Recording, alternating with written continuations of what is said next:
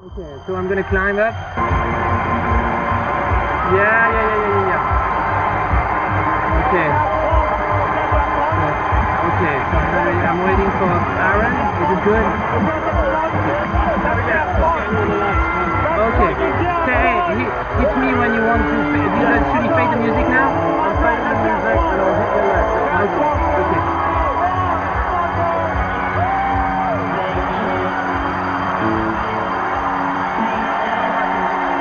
Okay. Okay, so we're waiting for the light. The lights are still on, Peter?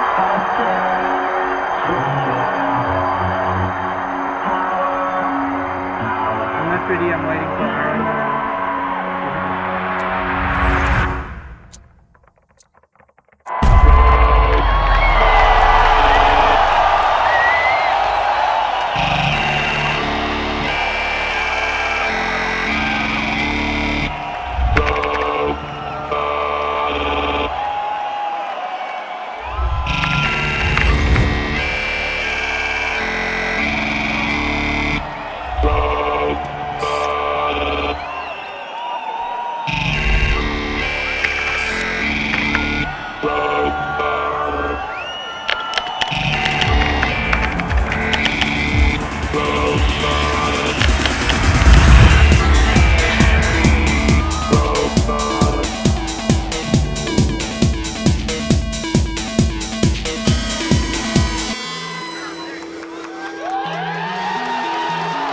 In retrospect, it's hard to believe that there was a time when Daft Punk performed without the robot personas. Yeah. Give us some background about when you first met and how you got together. We met in '87 and at school, and around 18 we started to go into clubs and raves and just discovering this whole new energy that we had lost. Yeah, wow, we've got to do music like that. But making electronic music requires equipment. Just got like $1,500 for my 18th birthday, and with this we just bought like 3 machines just in the bedroom, and that's how we recorded our first single.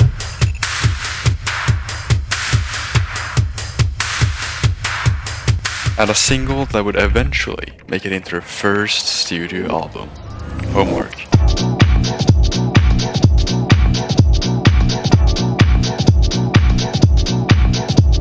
What we've been trying to do is to show that it was possible to do an album yourself in your bedroom, which was the case for the first album, with almost nothing, no technology, and put it out. I arrived and I said, "Did you do homework here?" I said, "Yes."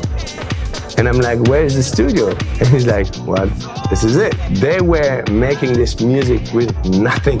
Homework was a smash hit album, cementing a good stepping stone for Daft Punk's musical identity to grow from. The best thing we did is to find an identity, a sound really quick on the first album. Their electric sampling sound had, by the turn of the century, attracted a lot of attention. Well, first of all, their outfits.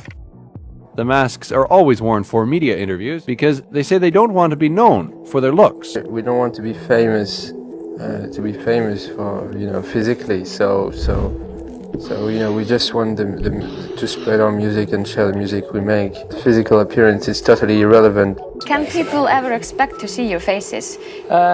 It's no. In 2001, their second studio album, Discovery, dropped, and something had to change. Tomas and Guy-Man came in and basically discussed what their idea was for these characters that they wanted to create. We had a little accident with the machines the 9th of September 99. That's why we are looking like robots. Well, it's the first album we're making as robots. So I don't think it's completely robot music. Well, now you are like pop music superstars. You've sold hundreds of thousands of records around the world. Yeah. So I guess it mixes the machine and the human side. Around the world, around the world, around the world, around the world. Hello everyone, I'm Thomas from Daft Punk. Hello everyone, I'm Guy Manuel from Daft Punk.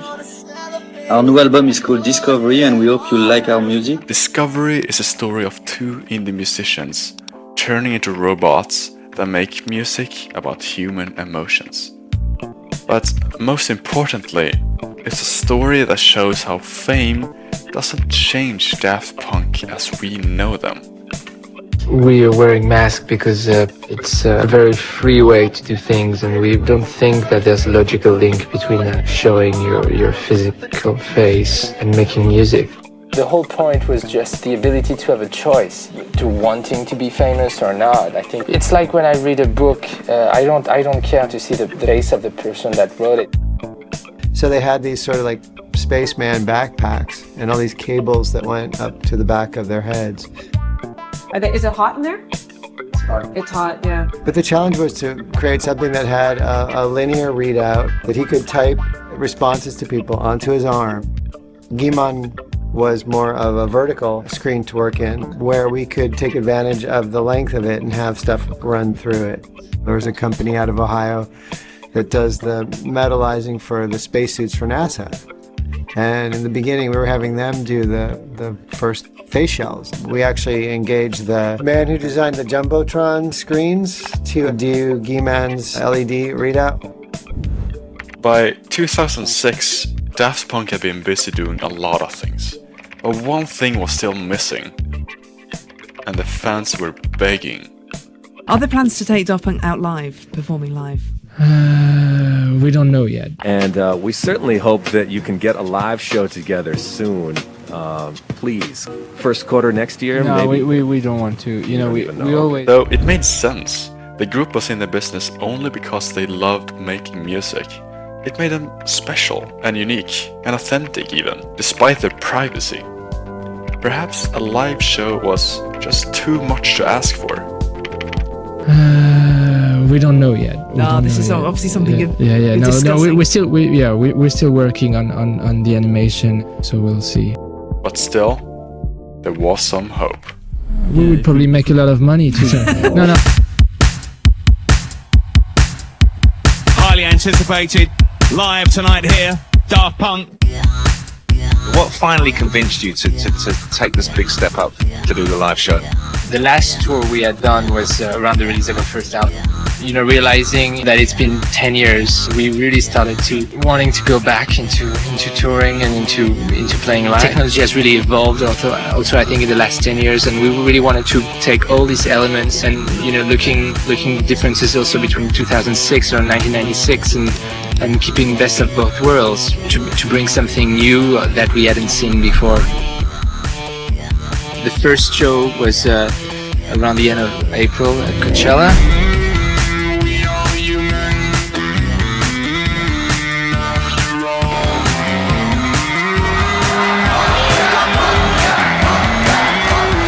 Then Coachella, 2006, Daft Punk plays, and people's minds get blown.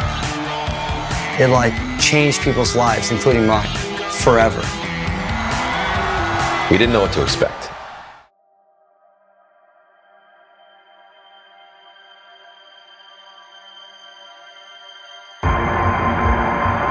Yeah.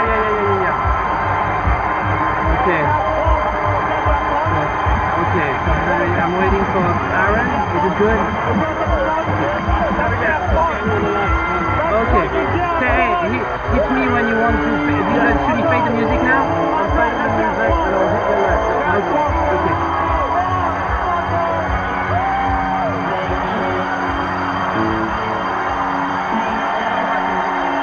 Okay. Okay, so we're waiting for the light. The lights are still on, Peter?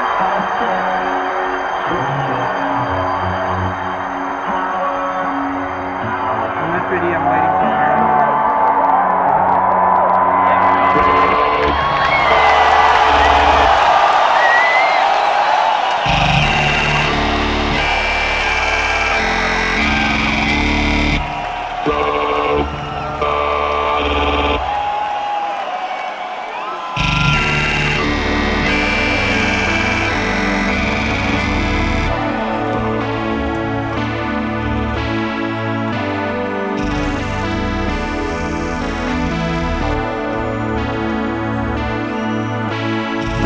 just such a mind-blowing performance. Wherever I was playing, it was like Daft Punk, Daft Punk, Daft Punk. Then we'd always be doing like the Pyramid, they did Coachella. A real physical experience as this can't be bootleg downloaded. It can be bootleg. The entire experience is being there, being in the audience, and an experience that you can only live in the moment. You could love it or you could hate it. I mean, but the fact is that nothing was the same after that performance. We're very fortunate to be able to do only what we want to do. We never made any really compromise or anything we didn't want to with music and with our lives, so we're very happy. You never expect the longevity that something's going to have.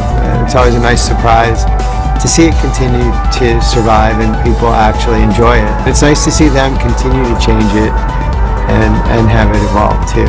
But the influence we would like to have on people is beyond the musical influence.